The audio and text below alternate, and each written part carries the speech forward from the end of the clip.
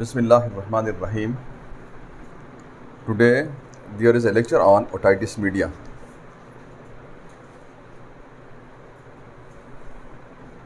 Otitis media word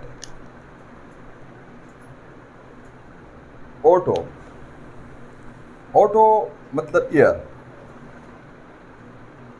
TISS मतलब inflammation, inflammation मतलब redness, swelling, hotness and ultimately loss of function. So the prefix of otitis means inflammation of the ear. Oto prefix ear, tis inflammation. Media, कान जैसे आपको पता है, कान का एक बैरूनी हिस्सा होता है जिसको ऑरिकल कहते हैं, एक दरमियानी हिस्सा होता है और एक अंदरूनी हिस्सा होता है, मिडल ईयर, इनर ईयर और ये आउटर ऑरिकल. दरमियानी कान की सोजिश को कहते हैं otitis media. So inflammation of the middle ear is known as otitis media. It is most common in neonates and children's. Neonates जैसे आपको पता है कि neonates क्या होते हैं जो पैदाइश से 4 वीक्स तक होते हैं. चिल्ड्रन उनसे बड़े 12 साल तक. ये बच्चों, चिल्ड्रन और neonates दोनों में कॉमन है, इंतहाई कॉमन है. ये स्प्रेड होता है through station tubes. Station tubes वो नालियां हैं जो गले, हल्क और कान को मिलाती हैं आपस में. जब कभी भी रिकरेंट टॉन्सिलाइटिस होता है किसी बच्चे को, या उसको कोई एलर्जिक राइनाइटिस होता है, या बार बार उसका गला खराब होता है, या अक्सर फ्लू का शिकार रहता है क्रॉनिक, तो उसका वो इन्फेक्शन शिफ्ट होकर ना, मेटास्टेसिस करके ना, थ्रू स्टेशन ट्यूब्स कान तक पहुंचता है, मिडल ईयर तक, ठीक. और वहाँ वो ओटाइटिस मीडिया यानी inflammation of the lower middle ear का बायस बनता है. Spread through station tubes. Otitis media, inflammation of middle ear. Clinical features इसके हम देखते हैं, वही इन्फ्लेमेटरी फीचर्स की होती हैं जो किसी भी जगह की इन्फ्लेमेशन की होती हैं, चाहे वो सिस्टाइटिस हो, यूरिनरी ट्रैक्ट के अंदर इन्फेक्शन हो, चाहे वो नेफ्राइटिस हो, चाहे वो सर्विसाइटिस हो, चाहे वो ओराइटिस हो, चाहे वो एंडोमेट्राइटिस हो, चाहे वो हिपेटाइटिस हो, चाहे वो टॉन्सिलाइटिस हो, चाहे वो राइनाइटिस हो, चाहे वो ऑप्थेल्माइटिस हो, चाहे वो ओटाइटिस हो, चाहे वो ब्रोंकाइटिस हो. लेकिन जो इन्फ्लेमेशन की सिम्टम्स होंगी ना, वो कॉमन होंगी. बाकी साथ जो सिस्टम होता है, जिस सिस्टम का पार्ट होता है, उसका जो वजीफा होता है, जो फंक्शन होता है, जब वो डिविएट होता है नॉर्मल से एब्नॉर्मल की तरफ, साथ उसी के सिम्टम्स आनी है. अब मतलब ये टिस वाली, इन्फ्लेमेशन वाली जो मैंने आपको गिनवाई, ये तमाम की तमाम सिम्टम कॉमन होंगी किसी भी इन्फ्लेमेशन में. आप जब कभी भी देखें, अगर कान के अंदर इन्फ्लेमेशन है तो कान की सिम्टम्स आएंगी, अगर गले के अंदर इन्फ्लेमेशन है तो गला के अंदर वोकल चार्ज होती हैं. गले से वोकल चार्ज क्या करती हैं, वो साउंड प्रोड्यूस करती हैं, जो उसका काम है. आप देखें, जब यूरिनरी ब्लैडर है वहाँ इन्फ्लेमेशन होती है तो उसका काम है स्टोर करना यूरिन को. वो प्रॉपर स्टोर नहीं कर सकता, अर्जिंग होगी यूरिन की. तो आपका जो आर्गन, जिस सिस्टम से मुताल्लिका, जिस सिस्टम का जो आर्गन इन्फ्लेम होगा, उसकी पिक्यूलियर सिम्टम जो होंगी वो भी होंगी, लेकिन इन्फ्लेमेशन की सब में कॉमन होंगी. Am I clear? सब में कॉमन होगी. तो आपने इस कॉमन सिम्टम पे आपने ना डायग्नोसिस बनानी है और ना आपने होम्योपैथिक दवाई वहाँ सेलेक्ट करनी है. पिक्यूलियर सिम्टम पे आपने डायग्नोसिस भी बनानी है और पिक्यूलियर सिम्टम पे आपने दवाई भी सेलेक्ट करनी है, होम्योपैथिक रेमेडीज भी आपने सेलेक्ट करनी है. क्लिनिकल फीचर्स की बात कर रहे हैं तो फीवर होगा, मलेज होगा, फटीग होगा, पीविश होगा. बच्चे के पास और कोई तरीका नहीं होता है अपना शिकायत बयान करने का. उसे पास एक ही तरीका है, रोना, जिससे वो अपने तमाम काम करवाता है अपनी माँ से. अब वहां आपने उसको इंटरप्रेट करना है. डॉक्टर ने उसको उसकी रोने को इंटरप्रेट करना है। न्यूनेट्स के टेक्निक्स अलग हैं, न्यूनेट्स का केस टेकिंग अलग है, उनका जनरल फिजिकल एग्जामिनेशन का तरीका अलग है। इसलिए तो पीडियाट्रिशियन जो पीड्स में एक्सपर्ट होता है, man who is expert in the disease of peds is known as pediatrician, children specialist. उनका केस टेकिंग में फ़र्क है, उसके तरीके अलग हैं। आप जब इसके अलावा आप देखते हैं बच्चा, जब छोटा बच्चा होता है वैसे कान को हाथ लगाता है। अब वेरिएशन है, हर बच्चे में अपनी अपनी सिम्टम होती हैं, किसी में एक प्रेजेंट होती हैं तो दूसरी एब्सेंट होती हैं, किसी में दूसरी एब्सेंट होती हैं, तो मतलब वेरिएशन होता है हर बंदे में, मुख्तलिफ बच्चों में, क्योंकि हर बच्चा इंडिविजुअल है। हर बच्चे का कोपिंग मैकेनिज्म अलग है। हर बच्चे का प्रॉब्लम, फिजिकल या सोशल प्रॉब्लम से कोपिंग करना, वो तरीका उसका टेक्निक ही अलग होता है, क्योंकि वो इंडिविजुअल है। अब यही होम्योपैथी का बेसिक रूल है, ये बेसिक प्रिंसिपल्स में आता है होम्योपैथी का इंडिविजुअलिटी। तो इसका आपने पकड़े रखना है इंडिविजुअलिटी को। अगर आप इंडिविजुअलिटी को, इनफरादियत को कायम नहीं करते तो आपके फेलियर के चांसेस बढ़ जाते हैं। और अगर आप सिर्फ सिम्टम पे जाते हैं, डायग्नोसिस नहीं करते, डिजीज की डायग्नोसिस नहीं करते, तो भी आप फेलियर में जाते हैं। तो आपने डायग्नोसिस करके ना, जब बीमारी डायग्नोज हो जाए तब आपने वहां इंडिविजुअलिटी कायम करनी है। और वो कोई लंबी चौड़ी आपने पेजेस नहीं भरनी होती, एक या दो सिम्टम्स होती हैं जो डिफर करती हैं। In other words, you should differentiate. अगर आप डायग्नोसिस करते हैं तो आपका ग्रुप ऑफ मेडिसिन आ जाता है, मतलब टाइफाइड का, हेपेटाइटिस मीडिया का लिस्ट आ जाता है पूरी रिपोर्टरी में, मटीरियल मीडिया का जो आपका है उधर। जब वो आता है आपके पास तो वहाँ पर आप डीडी बनाते हैं, डिफरेंशियल डायग्नोसिस बनाते हैं। इसी को कहते हैं होम्योपैथी, यही आर्ट है जो आपने सीखना है। अब इसकी प्री रिक्विजिट्स क्या हैं? प्री रिक्विजिट्स का प्री मेडिकल साइंसेस है और बेसिक मेडिकल साइंसेस है। यही वो रमूज हैं, यही वो तरीके हैं, यही वो गुर है जो आपको इन किताबों को समझना, और ये आर्ट आपको सिखाता है कि आप डायग्नोसिस करके इंडिविजुअलिटी कायम कैसे करते हैं। बस ये दो निकते आपने समझने हैं। इसके लिए प्री रिक्विजिट, हर चीज़ के लिए प्री रिक्विजिट्स होती हैं। जब कभी भी कोई मुल्क भी बनता है, उसके लिए भी, रियासत के लिए, स्टेट के लिए भी प्री रिक्विजिट्स होती हैं। तो फिर वहाँ गवर्नमेंट बनता है, ऑपरेटिंग सिस्टम आता है, एडमिनिस्ट्रेशन आता है। पहले उसका टेरिटरी, ज़मीन तो होनी चाहिए ना, राइट? अभी चूंकि हमारा पॉलिटिकल साइंस का लेक्चर नहीं है, लेकिन सिर्फ जस्ट आपको समझाना था। अभी हमने ज्योग्राफिया, पॉलिटिकल साइंस में नहीं जाना, हमने इधर ही रहना है, अपने टॉपिक में रहना है, राइट? लेकिन आपको जस्ट पॉइंट समझाना था कि आपने करना क्या है, आप वो तरीके क्या हैं, वो रमूज क्या हैं, वो गुर क्या हैं, जो आपको ये दो नुक्ते समझाता है, आपको ये आर्ट सिखाता है। और फिर आप द रेस्ट, जो आज जितना आपका प्रैक्टिस बढ़ता है, फिर एक्सपीरियंस पे और स्टडी पे है आगे फिर उधर भी लेवल्स हैं।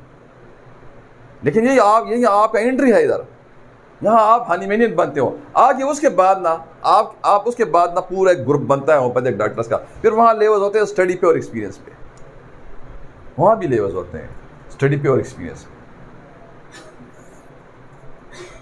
जब आप मरीज को एग्जामिन करते हैं, बच्चे को एग्जामिन करते हैं, न्यूनेट को, आप उसके कान को हाथ लगाएं, वो टेंडर करेगा, वो नहीं छोड़ता। आप उसके कान को थ्रू आए, नेकेड आए, आप उसको चेक भी कर सकते हैं टार्च से। जो कान का एक आला होता है जिसके जरिए कान के अंदर देखते हैं, ऑटोस्कोप भी कह सकते हैं उसको, आप स्कोप भी कर सकते हैं, आप ENT ओपिनियन भी ले सकते हैं। लेकिन आपने पहुंचना है डायग्नोसिस तक। आप उसका टेम्परेचर चेक करें,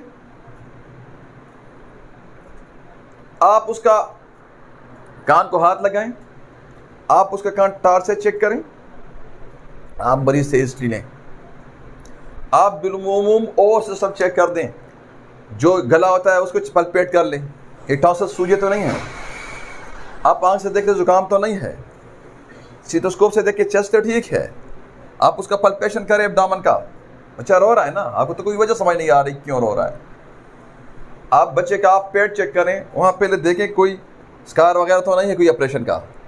फिर आप उसके बाद उसको पेट कर लें, उसको देखें कि टेंडर तो नहीं हो रहा, स्क्रीमिंग तो नहीं कर रहा। एक बच्चा अभी देखिए तकलीफ की वजह से स्क्रीमिंग करता है तो उसका अलग साइन सिम्टम्स होते हैं। एक बच्चा नहीं छोड़ रहा, आपको बिल्कुल टच ही नहीं करने दे रहा, उसका मतलब वो टेंडर हो रहा है। तो फिर आपने उसी बेस पे आगे फर्दर वर्कअप करना होता है। आप उसकी माँ से पूछ सकते हैं कि छोटा पेशाब करते वक्त ये रोता तो नहीं है। आप यूरिन आरी की तरफ जा सकते हैं, आपने वहाँ ओटाइटिस मीडिया कर रहे हैं, लेकिन आपने एक्सक्लूजन भी करनी होती है, आपने चीज़ों को निकालना भी होता है कि यूरिनरी ट्रैक्ट क्लियर है, एब्डोमेन क्लियर है, देखिए पेल्विक कैविटी भी क्लियर। आप बच्चा टेस्टिस देख लें, बच्ची है तो वहाँ उसका एक्सटर्नल जीटी वल्वा देख लें कि वहाँ कोई क्या कहते हैं रैशेस तो नहीं है, उसका बर्ड्स चेक कर रैशेस तो नहीं है, नेपी रैशेस जिसको कहते हैं। बच्चे का इग्वाइनल हार्निया देखें, ऑर्काइटिस देखें, टेस्टिस सूजे तो नहीं है, हाइड्रोसील तो नहीं है, पेशाब करते हुए रोता तो नहीं है, यूरिन आदि करके आप यूरिन ट्रैक्ट को क्लियर कर दें, ये सिस्टम हो जाता है एक्सक्लूड। फिर एब्डोमेन को चेक करें, पेट पाल्पेशन कर लें, अगर ज़रूरत होती है, अगर इंडिकेशन मौजूद हैं तो अल्ट्रासाउंड भी कर सकते हैं। लेकिन अगर इंडिकेशन मौजूद है अल्ट्रासाउंड के, जिस तरह दवाइयों के इंडिकेशंस होते हैं, इस तरह ना टेस्ट के भी इंडिकेशंस होते हैं। ये नहीं कि आपने ऐसे तुक्के पे टेस्ट लिखना है। उसके बाद आप स्टेथोस्कोप से चेस्ट चेक कर लें, मरीज से हिस्ट्री लें खांसी की, आप हाथ से गला चेक कर लें, आंख से नाक, आंख देख लें, कान चेक कर लें। अब ये सारी ठीक निकलती हैं, ठीक, तो आपका एक और भी आपका गाइडिंग आपको गाइड करता है ना ईयर की तरफ। फिर दवाई आपको पैथोलॉजी, और पैथोलॉजी आपको दवाई बताती है। उसके बाद आप क्या करते हैं, उसके बाद आप उसको दवाई अप्लाई करते हैं। कल दोबारा आने के कहें एक्यूट केस है तो मौसम को आपने कंसिडर करना है कि कौन सा मौसम में सर्दी है गर्मी है, क्योंकि मौसम की भी बीमारियां होती हैं। आप कल आएगा, अगर उसको फ़र्क है तो व्हाट डज इट मीन कि आपकी डायग्नोसिस ठीक है, उसके कान में दर्द था, जो ओटाइटिस मीडिया का दर्द तो ऐसे नहीं होता, इन्फ्लेमेशन में होता है।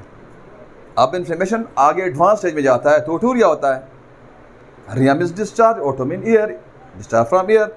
अब उसकी अपनी करेक्टरिस्टिक्स हैं, अब ब्लडी है तो उसकी अपनी दवाइयाँ हैं, एक्रेड है तो उसकी अपनी दवाइयाँ हैं, प्रूलेंट है और म्यूकोप्रूलेंट है, उसकी ब्लंड है या एक्रेड है, लेकिन पीप आ रही है, उसकी अपनी दवाइयाँ हैं जो हम थेरेप्यूटिक्स में डिस्कस करते हैं। तो ये आपका हमने आपको एक डीमो दिया। अभी हम पूरा डायग्नोसिस एक समंदर है, उसका अहाता इस सेशन में नहीं कर सकते, लेकिन ये थोड़ा आपको डीमो दिया कि आपने आपने कैसे बच्चे को एग्जामिन करना है। यही प्रोटोकॉल मेल्स का भी है, थोड़ा सा फर्क होता है, मेल्स का मतलब एडल्ट्स का भी है,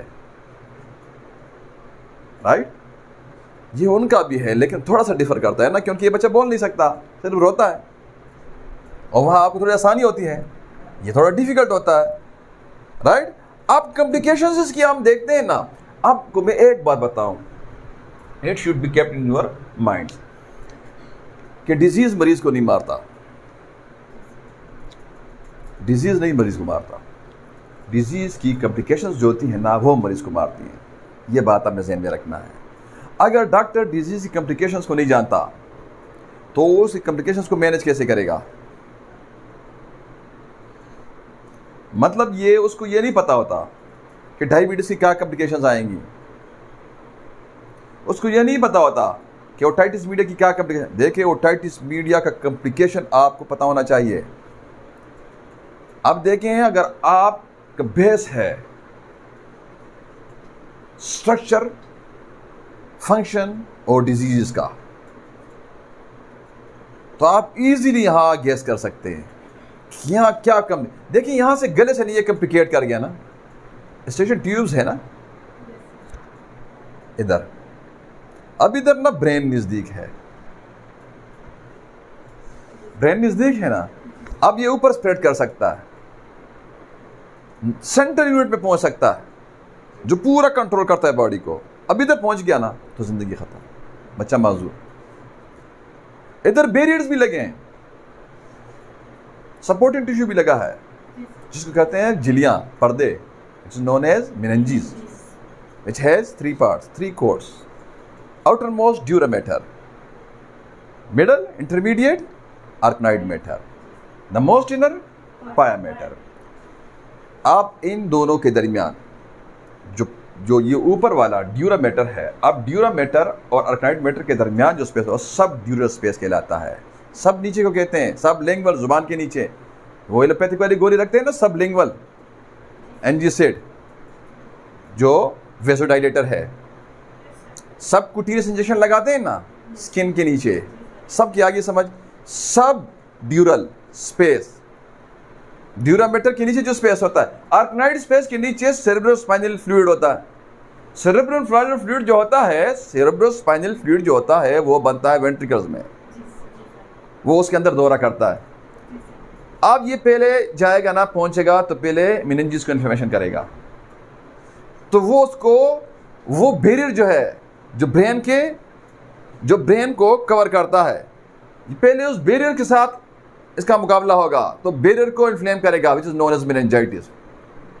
अब अगर ये चीज़ हो गई ना, ओटाइटिस मीडियस ये बन गया ना, तो मतलब डॉक्टर फेल है, मतलब डॉक्टर फेल है। डॉक्टर ने मरीज को खराब किया, उससे केस हो गया खराब। अब अगर उधर से ना ये बच निकलता है और हमारा इम्यून सिस्टम उसके साथ फाइट नहीं कर पाता, तो ये ब्रेन को इन्फ्लेमेशन करता है, विच इज नोन एज एन्सेफेलाइटिस। एन्केफेलाइटिस भी कहते हैं, इन्फ्लेमेशन ऑफ ब्रेन। अब ये दो चीज़ें होती हैं ना, तो बच्चे को फिट्स पड़ना शुरू हो जाते हैं। अब पैदाइश से 1 साल तक बच्चे का जो ब्रेन होता है वो डेवलपमेंटल स्टेज में होता है। अब उधर ना वो डैमेज होता है। अब जो एरिया, जो पार्ट सेरेब्रम का या ब्रेन का, let's suppose motor area, pre motor area, sensory area, primary sensory area, vision का, सुनने का, या कोई भी एरिया अगर डैमेज होता है ना, तो जिस्म का वो फंक्शन जो होता है वो ख़राब हो जाता है। लेट्स सपोज जो विजन वाला एरिया है सेरेब्रम के अंदर, frontal lobe of the cerebrum में, अब वो ना होता है ख़राब, तो बच्चा जो है वो विजन लॉस कर जाता है। अब देखिए कितना बड़ा नुकसान। यहाँ ओटाइटिस मीडिया था, आप उसको नहीं समझ सके, आप उसे कंट्रोल नहीं कर सके, आपसे वो कॉम्प्लिकेट हुआ, बच्चा विजन लॉस कर गया, आपने उसकी ज़िंदगी बर्बाद कर दी, बच्चा। देखिए एक बात मैं आपको दूसरी बताऊं, जो मरीज़ होता है ना, मरीज़ ये मासूम होता है, निहत्ता होता है, इसको नहीं पता होता।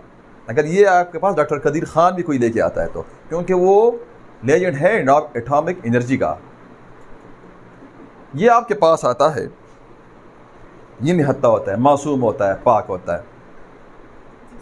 आप उसको कुछ भी देना, आप एलोपैथिक दवाइयाँ कूट के उसके खिलाते हैं ना,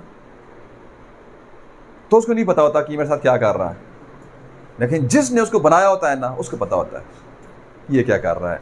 आप विजन वो लॉस कर गया ना, तो मरीज समझता है कि कोई दूसरी बीमारी आ गई है।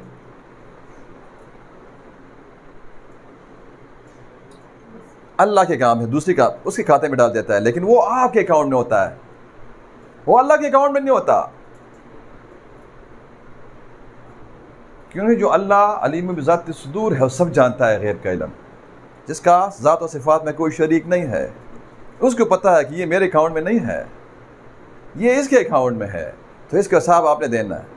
यहाँ तो आप किस तरीके से भी निकल जाते हैं, उधर देना है, क्योंकि आपने मरीज़ को कॉम्प्लिकेट किया। आपको पता ही नहीं था कि ओटाइटिस मीडिया जो है ये मेनिंजाइटिस भी कर सकता है।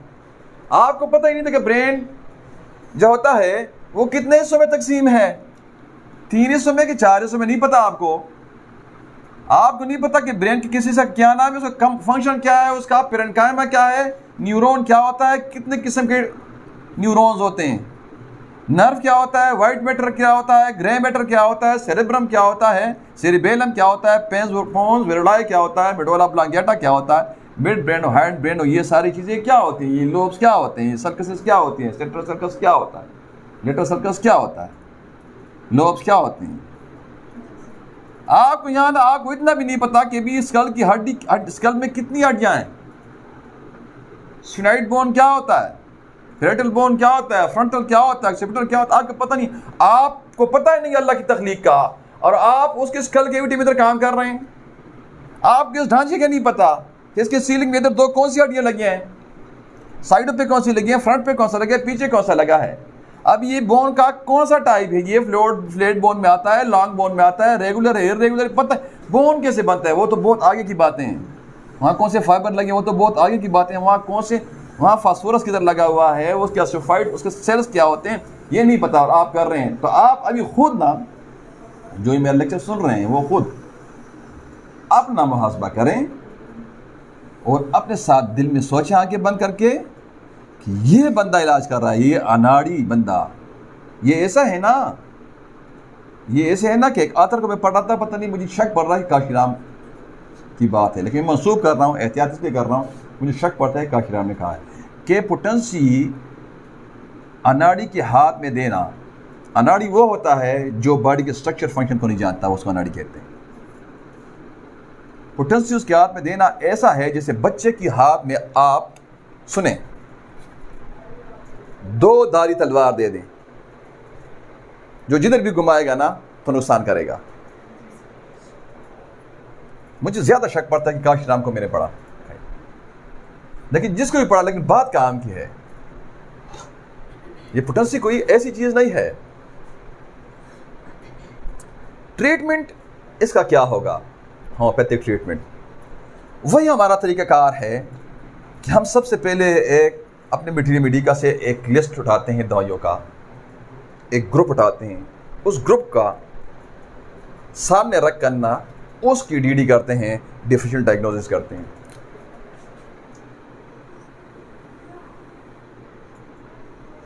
यही हमारा तरीकाकार है। आपको पहले एक ग्रुप बताते हैं दवाइयों का, उसके बाद उसको अलग अलग डिस्कस करते हैं। ए से शुरू करते हैं, ABC भी ए से शुरू होता है, एकोनाइट लिख दें।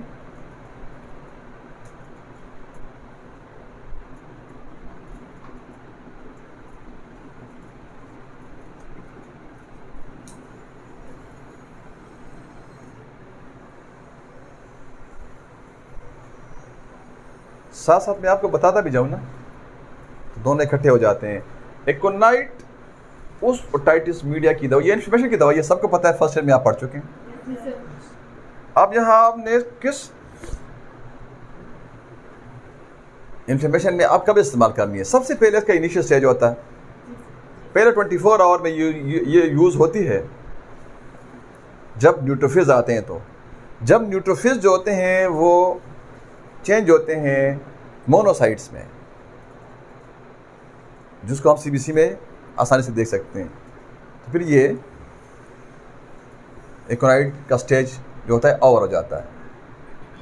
एकोनाइट में बोरिक लिखता है कि एकोनाइट दवाई जो है, जो इब्तिदाई लाइंस हैं, उसका तकरीबन आखिरी लकीर या सेकंड लास्ट लकीर होगा, वहाँ लिखता है कि ये एकोनाइट जो है, ये फंक्शनल चेंज जब आता है तो ये काम करती है, जब स्ट्रक्चर चेंज आता है तो एकोनाइट का स्टेज ओवर हो जाता है। स्ट्रक्चर चेंज में एकोनाइट नहीं काम करता।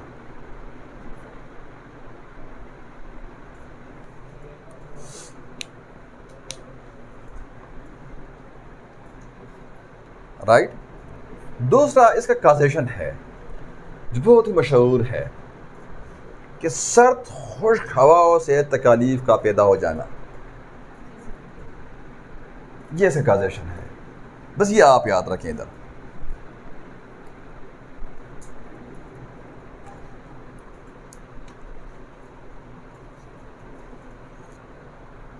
हम इस एक ग्रुप में दूसरी दवाई देखते हैं, एपिस मेलिफिका, जो भी इन्फ्लेमेशन की दवाई है। एपिस मेलिफिका भी इन्फ्लेमेशन की दवाई है।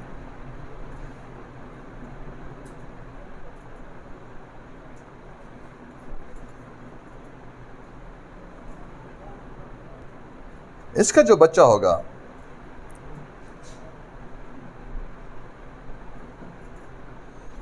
उसकी ये जगह जो होते हैं ना, यहाँ सोजन होती है,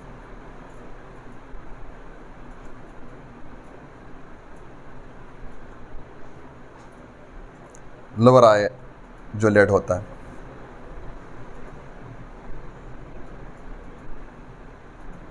अगर हम न्यूनेट से बच्चों को इकट्ठा कर रहे हैं ना, अगर बच्चा है ना तो उसको प्यास बिल्कुल नहीं लगती। न्यूनेट जो होते हैं तो वो तो सिर्फ दूध पे उनका गुजारा हो जाता है, उनको पानी की ज़रूरत नहीं होती।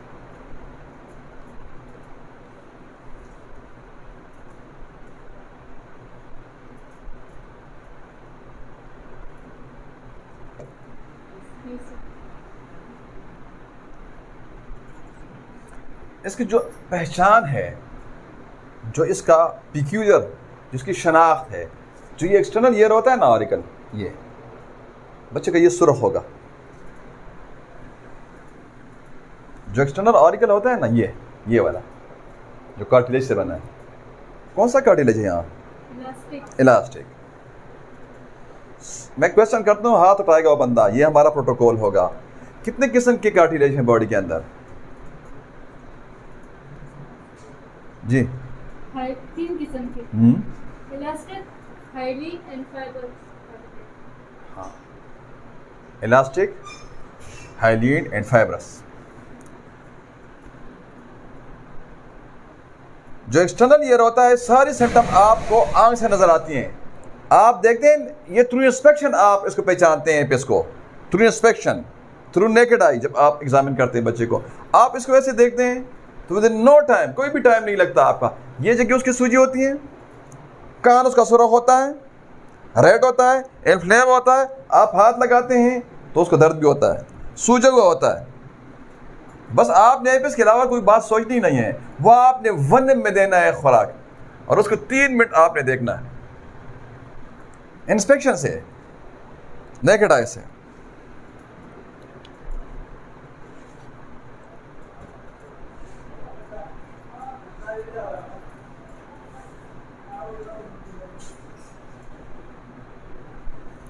एक दवाई है बोरेक्स,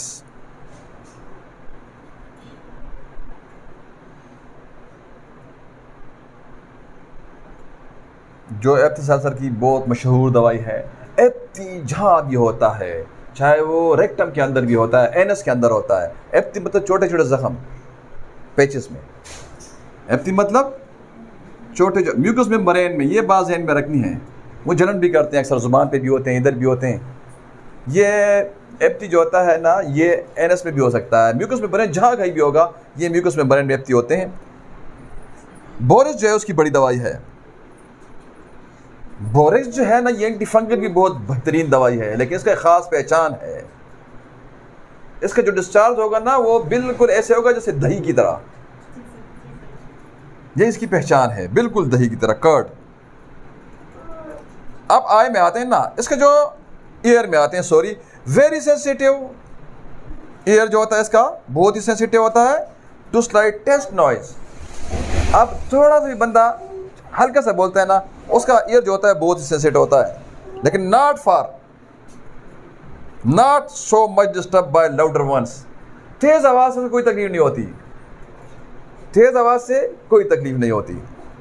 आप हल्की से आप विस्परिंग करते हैं ना, तो उससे उसको तकलीफ होती है बच्चे को कान में। बस ये इसकी पहचान है। गो के इस्तेमाल हमारा क्लिनिक में ओटाइटिस मीडिया में बोरेक्स का बहुत कम है। ये रेयर मेडिसिन है यहाँ मेरी प्रैक्टिस में, लेकिन अगर ये सिम्टम मिलता है तो ये कभी फेल नहीं होता। कैमोमिला जो बहुत ही मशहूर दवाई है, कैमोमिला। कैमोमिला मैंने आपको ABC में भी समझाया था कि एकोनाइट बेलेडोना कैमोमिला में। आप जब इसका, ये बेसिकली है न्यूरेल्जिया की दवाई, पेन इन नर्व्स की। जब ऑडिटरी नर्व जो होता है ना, उसको इन्फॉर्मेशन पहुंचता है ना, तो वहां फिर वो न्यूराइटिस होता है, तो वो न्यूरेल्जिया पैदा करता है। अब how can we characterize neuralgia, ये क्वेश्चन है ना। When the pain is intolerable, जब पेन बर्दाश्त में नहीं होता, जब पेन बच्चा ऐसे रोता है ना कि पड़ोसी भी आ जाते हैं, और कमरे से दूसरे उसके जो अंकल वगैरह वो भी निकल आते हैं कि क्या हो गया है। सारी आंटियाँ वो पूरा घर बाहर आ जाता है, कोई नहीं सो सकता। जब बच्चे का न्यूरेलजिया होगा ना ईयर का, तो उस रात घर में कोई सोएगा नहीं। अब ये कोई मुश्किल पहचान है, easy to understand, easy to characterize. आप उधर केमो मिला दें, आपके प्रैक्टिस को 4 चांद लग जाते हैं, पूरा घर का आपकी कॉन्फिडेंस बनता है। तो यही आपने अपने आप को भी प्रमोट करना है, अपने सिस्टम को प्रमोट करना है। Now come back to the point, chamomilla जो होता है न्यूरोलजिया का शदीद। अभी यहाँ हमारा क्वेश्चन ये है कि हम न्यूरोलजिया को कैसे पहचानेंगे। When the pain is intolerable worse by warmth, आप उसको गर्म करते हैं ना, तकलीफ बढ़ती है, गर्म करते हैं ना, इसकी तकलीफ बढ़ती है। एंड एट नाइट, रात को बढ़ती है, दिन को गुजारा होता है। Almost specific for earache in children, almost specific है। लेकिन अगर ये दो, अब ये इसको थोड़ा सा इसका अपोजिट दवाई देखते हैं, इसका अपोजिट दवाई देखते हैं। अब अगर बच्चा का कान में दर्द है, न्यूरोलजिया है, अब न्यूरोलजिया में इसकी हम पहला दवाई देखते हैं, सिर्फ मोडिलिटी से डिफरेंशिएट करते हैं। अब अगर इसका कैमोमिला का जो है ये वर्म से, मैग्नीशिया फास की मोडिलिटी की बात कर रहे हैं ना, पार्किंसन मेरे घर में 8 दिन पहले ये ठीक हुआ है, राइट। अब यहां आपके कैमोमिला का दर्द जो है इसका अपोजिट, वो गर्मी से ज्यादा होगा, गर्मी से कम होगा, तो क्या दवाई होगी? मैग्नीशिया फास। आप वने में दें, आप ईयर कबूल जाए, चाहे वो ठेलजिया है, चाहे वो पार्किंसन है, चाहे वो मसलर का कोई प्रॉब्लम, चाहे वो नर्वस सिस्टम का है, चाहे वो मस्कुलर सिस्टम का है, और मैं कहता हूं चाहे वो विसरे का है, स्मूथ मसल्स का है। स्मूथ मसल्स, टफ मसल्स और नर्वस सिस्टम, इन तीनों में अगर ये मोडिलिटी आपको मिलती, चाहे वो शियाटिका भी है ना, अगर ये अलामत मिलती है, दबाने से आराम या गर्मी से आराम, यकीन करें आप आंखें बंद करके दिए, आप देखें कमाल करता है। इन 3 सिस्टम में आप इसको अप्लाई करते हैं, इस एक मोडिलिटी पे, दबाने से आराम या गर्मी से आराम। उठा के शियाटिका में लगाएं, उठा के डिस्मेनोरिया में लगाएं, उठा के पार्किंसन में लगाएं, उठा के ओठल्जिया में लगाएं, उठा के जिधर मर्जी लगाएं, लेकिन 2-3 सिस्टम में देखें, नर्वस सिस्टम, मस्कुलर सिस्टम, और तीसरा स्मूथ मसल्स, विसरे, इन 3 जगह पे आप लगाएं। और आप इसका स्पेलिंग भी याद ना करें, सिर्फ MP याद रख लें। मैग्नीशियम फास्फोरस मिक्स है, ये इतनी कमाल की दवाई है।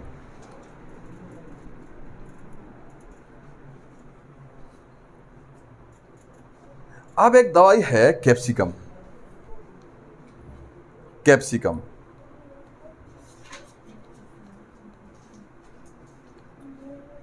इसका जो दर्द होगा वो भी रात को बढ़ेगा, इसकी मोडिलिटी है। जो ईयर ड्रम होता है वो फटा हुआ होता है, इसका कान का पर्दा, rupture of the ear drum. ये टेम्पोरल बोन जो है ना, इधर उसको ऐसे लगेगा जैसे बर्स्टिंग पेन होगा, जैसे ये फट जाएगा। ये कान जो होगा इसका गर्म होगा और दर्द ऐसे गले की तरफ आएगा। ये कैप्सिकम की पहचान है।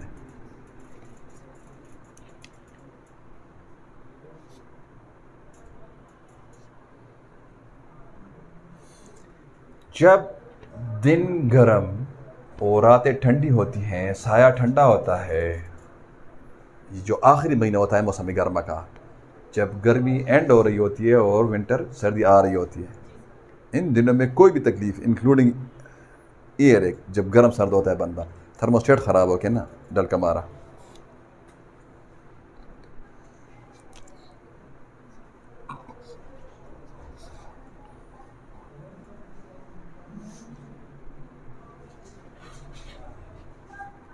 जब पेन सडन अपीयर होगा, सडन डिसअपीयर होगा, चेहरा से हार्ट फ्लशिंग होगा, सर से पसीना आएगा, सर गर्म होगा, टांगें ठंडी होंगी, हिज़ान होगा, अचानक दर्द आएगा, अचानक बच्चा स्क्रीनिंग करेगा, अचानक ख़त्म होगा ब्लड होना। अब बेलेडोना का रिवर्स है, सारे सिम्टम यही हैं, एक सिम्टम चेंज है, सारे सिम्टम ये, सुर्खी नहीं है, बाकी सारी ये सिम्टम, सिर्फ सुर्खी चेंज हो गई, वो पेनलेस में चेंज हो गई।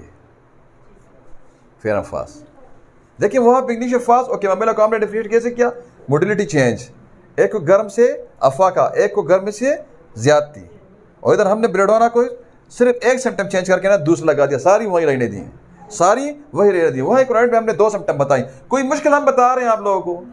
हाँ, अब इससे कोई और आसान तरीके तो हमारे पास नहीं मौजूद।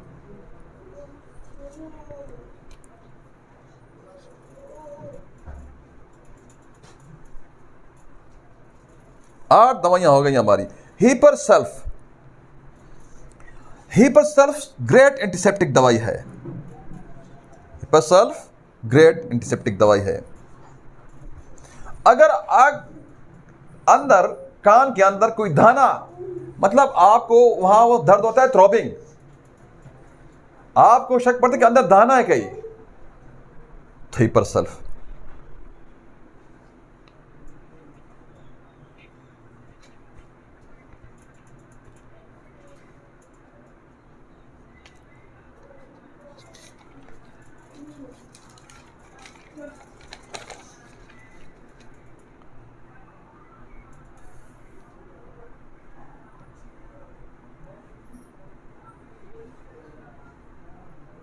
कान सूजा हुआ है, दर्द का करेक्टर क्या है, टीयरिंग, डिस्चार्ज, इसका बहुत ही ये इंपॉर्टेंट है, ये बहुत ही बड़ी पहचान है।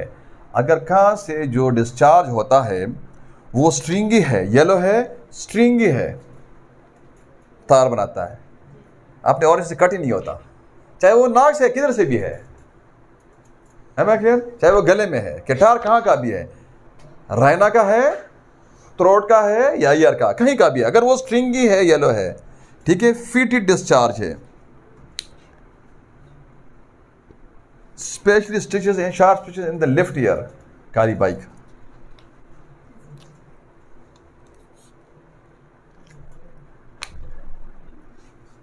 मैग्नीशिया फास्ट हो गया। एक दवाई है, बहुत बड़ी दवाई है, बहुत बड़ी दवाई है, जो अगर ईयर से ब्लड आता है, जो अगर कान से एक्सकोरिएटिंग एक्रिड थिन डिस्चार्ज आता है, जो अगर कान से पीप आती है, ये हर्फ निमोला है, ये इसका रेंज बहुत ज़्यादा है, ये एंटीसेप्टिक दवाई है, ये बहुत बड़ी दवाई है, ये कान से खून का आना, कान से डिस्चार्ज जो थिन आता है, अगर वो एक्रिड है, अगर वो ब्लंट है, अगर उसके अंदर पीप है, उसके अंदर म्यूकस कुछ भी है, लेकिन अगर रात को राल बहता है, रात को तकलीफ बढ़ती है, इसकी रात को तकलीफ बढ़ती है और राल बहता है ना, तो मर्साल आपने नहीं बोलना उधर। लेकिन इसको आपने कैसे देना है मैं समझाता हूँ। इसको आपने मेडोरिनियम सल्फर सोरानियम ट्यूबरकुलिनियम, या ऐसे ट्यूबरकुलिनियम मेडोरिनियम सल्फर सोरानियम, और फिर आपने मर्साल 1/6 देना है, ठीक है। ये TDS हफ्ते बाद आपने दोहराना है, ये आपका कवर करता है अगर आपका ये अलामत आपको इसकी मिलती है तो, अगर ये अलामत आपको इसकी मिलती है तो, अदरवाइज ना आपका मर्साल नहीं काम करता। मर्क मतलब ये बेसिकली एंटीसेप्टिक दवाई है, सिफिलिस के लिए है, ट्रिप्निमा पलीडियम के कॉम्प्लिकेशन के लिए है, स्क्वेले ऑफ ट्रिप्निमा पलीडियम की दवाई है। अब जो सिफिलिस है ये उसका मोडिलिटी है कि सनसेट के बाद उसकी तकालीफ बढ़ती हैं और सनराइज के बाद उसकी तकालीफ कम होती हैं, मतलब डाइट उसकी एग्रीवेशन होती है। जो मर्क्यूरी कंपाउंड्स हैं, जितने भी मर्क्यूरी कंपाउंड्स हैं, जितने भी, वो एंटीसेप्टिक दवा, सारी एंटीसेप्टिक हैं, लेकिन जिनमें जो इसमें मर्कसॉल है, मर्कसॉल ये इसका रात को रात बहता है, मुंह से पानी आता है तो मर्साल, सर से पानी आता है तो कलकीरा कार्ब, आंख से पानी आता है तो यूफ्रीजिया एक्रेड, और अगर नाक से पानी आता है तो इलेम्सीफा, और अगर एक्रेड है और मतलब क्रॉनिक है तो अर्सेनिका मेलबम, ठीक। और अगर विजाइना से पानी आता है तो सिफलिनियम नेपकिंस तक जाता है। तो ये से एक और टेक्निक से आपने दवाइयों को, अपने इंटरमीडिएट को असबर करना है मुख्तलिफ तरीक़ों से, ठीक है।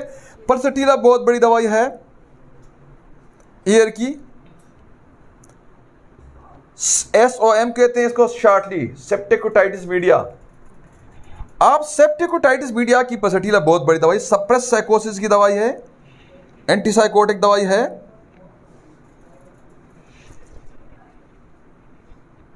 इसका जो डिस्चार्ज होता है वो थिक होता है, ब्लंट डिस्चार्ज होता है, इसका ऑफेंसिव होता है। एक्सटर्नल ईयर इसका भी क्या होता है, सूजा हुआ होता है और रेड होता है, लेकिन एपिस में डिस्चार्ज नहीं होता, इसमें डिस्चार्ज है।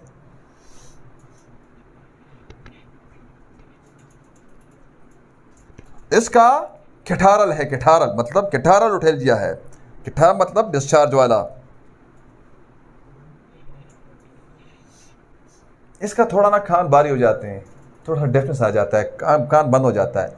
आप मैं बताऊं मैं क्या करता हूं, इधर मैं कोई नोसोड नहीं लगाता, इधर मैं कोई म्याज़म और नहीं लगाता, ये भी एंटी म्याज़मेटिक है परसटीला। मैं कुछ नहीं करता इधर, मैं परसटीला ना 30 में रोज़ाना एक खुराक देता। यहाँ में अगर पूरा लेक्चर आप ना भूल के ना, ये एक मेरा परसटीला 30 भी याद रख लो ना, ये पूरा सारा लेक्चर भूल जाओ। यकीन करें आप मुझे कमेंट्स देने, परसटीला 30 में 2-3 डोज या 4 डोजेस बस, पूरा बोतल नहीं भरना। 3-4 खुराक आपने 30 में दें उसको, कहते रोज़ाना एक खुराक खाओ। एक खुराक से ये हमारा खुद पे तजुर्बा हुआ है, मेरे बचपन से खाने में तकलीफ थी परसटीला 30, अभी कभी कभार होती मैं एक खुराक ले लेता हूँ। आप दें ना 4 खुराकी बना के ना उसको, तो एक खुराक खाओ, अगर तकलीफ होती और खाओ और ना रख दो, तो उसको बार बार महीने 2 बाद दोबारा तंग करेगा, तो एक डोज उधर उस वक्त खाया करें जब वाइटल फोर्स मांगता है। तो आप ये क्लासिकल होम्योपैथी तो चेक करें, मरीज को ठीक करना है ना, आप दें 10 मरीजों को। आपको हमने केस स्टडी दे दी है, जो ये सुन रहा है वो सारी ये केस स्टडीज करके मुझे कमेंट्स करें, राइट। अब परसटीला के बारे में मैं परसटीला के बारे में बहुत बोल सकता हूँ, इसका ल्यूकेरिया कैसे होता है, ये क्या होता है, इसका यूटीआई कैसे होता है, ये इसका फीमेल रिप्रोडक्टिव सिस्टम पे क्या काम है, ये मेंसेस कैसे खोलता है, ये फिलिपियन ट्यूब्स कैसे खोलता है, ये यूटीआई को कैसे ठीक करता है, एंटीसाइकोटिक है, जिसके पास होती है उसी की होती है, इसकी कॉन्स्टिट्यूशन इसका क्या है, इसका टेम्परामेंट क्या है, मरीज की खूबसूरत होती है, छोटी कद की होती है, आँखें खूबसूरत होती हैं, बात करने पे रोती है। हमने किस्सों में आपको डालना ही नहीं है, वरना अभी इधर मैं आप इसको पूरा 40 मिनट बोल सकता हूँ, लेकिन हमने ना कोई नोसोड लगा और ना हमने कोई आपको एंटी मैज़मेटिक दवा, ये भी एंटी मैज़मेटिक है, एंटीसाइकोटिक है। हमने 30 में बस 1 डोज 4 डोजेस आपको बताइए। आप अब इससे कोई सिंपल हो सकता है? इससे सिंपल ना आपको कहीं भी नहीं मिलता, आपको इससे सिंपल कहीं भी नहीं मिलता। परसटीला के बाद मैं आपको एक दवाई बताने लगा हूं जो आपने बेस में लगानी है। अगर आपको न्यूरल्जिया के पेन, मैग्नीशिया और कैमोमिला आप देते हैं या आपका फेल होते हैं, तो then what should be done? आप वेलेराना सीएम में 1 डोज दे के नहीं ये दें, आप उसका मजा देखें कि आपका मैग्नीशिया और कैमोमिला कैसे काम शुरू करता है। ये विदराना के बाद भी ये एक बात याद रखें आप,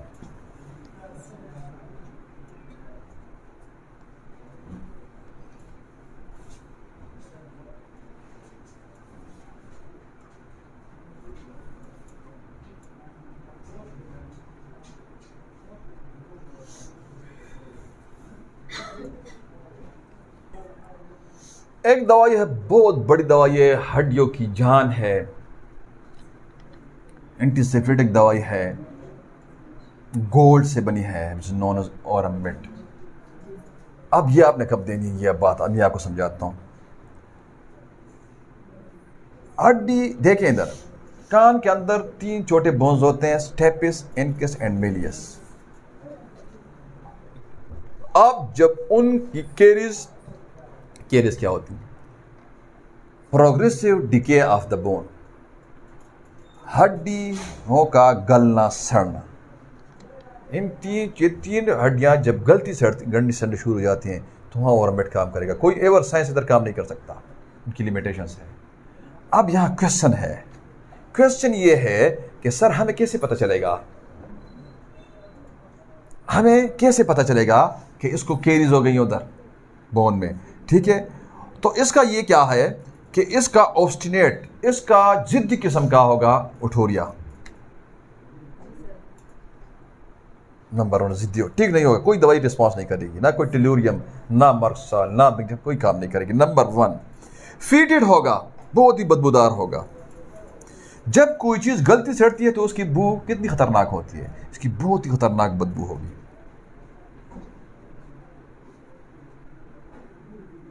और जो मरीज होता है ना वो बहरा भी हो जाता है, डेफनेस भी आ जाता है।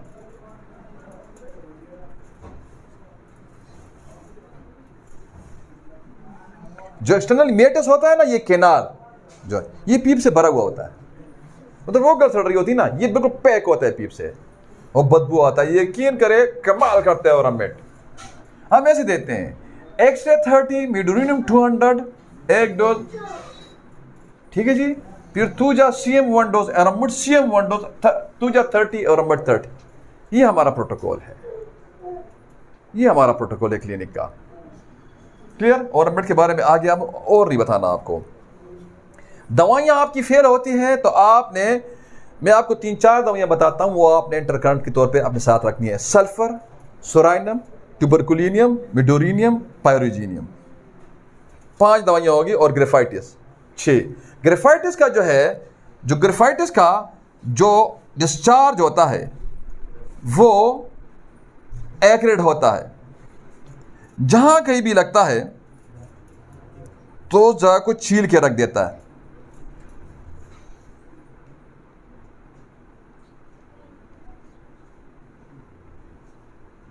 इसका जो इनर आया होता है वहां ड्राइनेस होता है। कानों के अंदर जब वो बच्चा चिल्ड्रन जो होता है वो जब खाता है ना, तो जब वो च्यूइंग करता है ना, तो कानों के अंदर उसको क्या होता है ईटिंग के दौरान? क्रैकिंग। और इसका जो इधर भी एक्जीमा होता है, कान के ऊपर इधर स्किन में भी एक्जीमा होता है, मतलब ऊपर बाहर से भी जख्मी होता है, एरप्शंस होते हैं।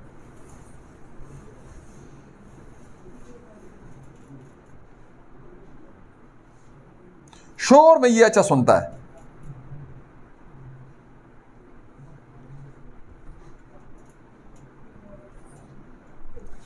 अभी मैं एक इसकी पक्की अलामत बताऊं। ये जो ईयर होता है ना, ये एरिया, ये इधर फिशर होता है। फिशर मतलब जैसे आपको ऐसे लगा जैसे ये कट जाएगा, अक्सर होता है ना, क्रैक होता है इधर। ये इसकी सुपर टॉप मोस्ट पहचान है ग्रेफाइटिस की। अभी एक और तरीके से आपको मैं दवाई बताता हूं, फिर लेक्चर को वाइंड अप करते हैं। देखें, यहां कान से खून आता है, कान से जो डिस्चार्ज आता है वो थिन एक्सक्रीटिंग या एक्रिड है, और या उसके अंदर पीप है। अगर एक और तरीका है और टेक्निक, अगर खून आता है कान से तो आपने उधर मर्साल को नहीं बोलना। अगर एक्सक्रीटिंग है, एक्रिड है, तो भी मर्साल याद रखें। अगर पीप है तो भी मर्साल याद रखें। क्लियर? अब देखें, जो टॉप मोस्ट दवाइयां हैं ब्लड की, वो है आर्सेनिकम एल्बम।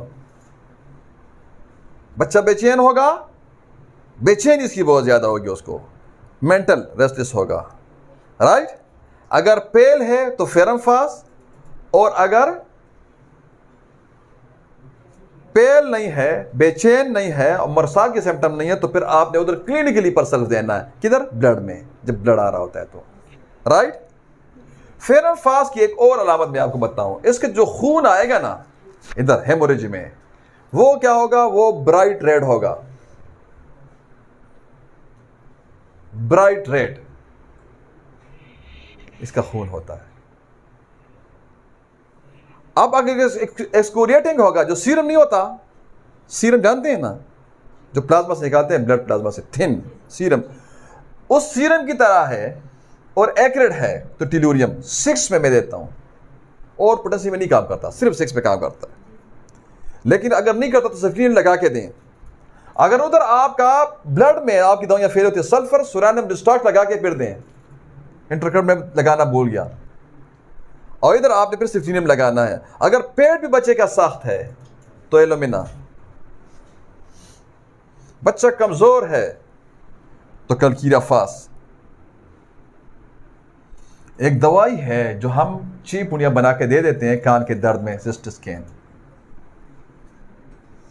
चिपुड़ियाँ बना के दे देते हैं। सिस्टर स्कैन क्लिनिकली हम ऐसे इस्तेमाल करते हैं, सिस्टर स्कैन को दर्द के लिए इस्तेमाल करते हैं। जब हमें तो हम क्लिनिकली जब हमें कोई मरीज़ शिकायत करता है कि बच्चे की कान में दर्द है तो हम उसको सिस्टर स्कैन 1 में 6 खुराकें दे के भेज देते हैं क्लिनिकली।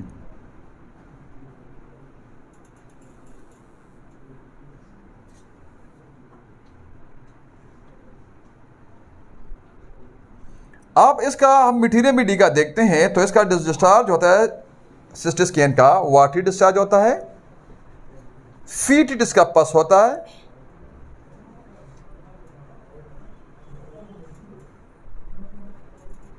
वाटरी डिस्चार्ज और फीटेड पस। लेकिन क्लिनिकली मैं इसको इस्तेमाल करता हूं दर्द के लिए। अब पीप पड़ गई है ना, सर बड़ा है, सर से पसीना आता है, रंग मठियाला है, पेट बड़ा है, सर गर्म है, टांगे पतली, कलकीरे कार, फाउंटेनर्स बैठे हुए हैं। क्लिनिकली आप दें उसको कलकीरा सर 6 में दें, 1 में दे के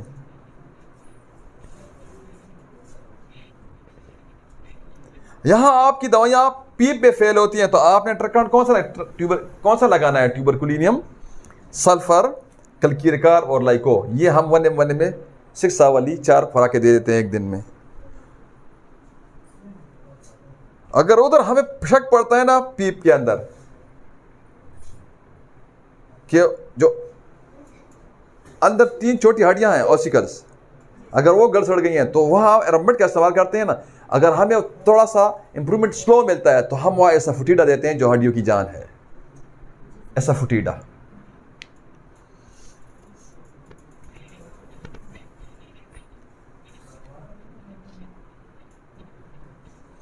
ये ब्लड में एक दवाई याद आ रही है, वो आप ज़हन में रखें, स्कूकम।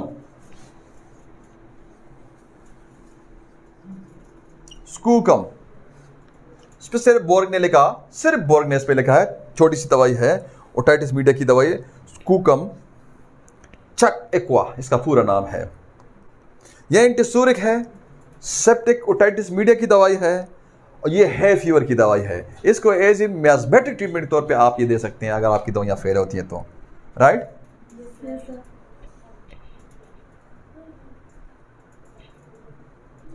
ये आपका लेक्चर हो जाता है कंप्लीट, ठीक है जी, थैंक यू वेरी मच।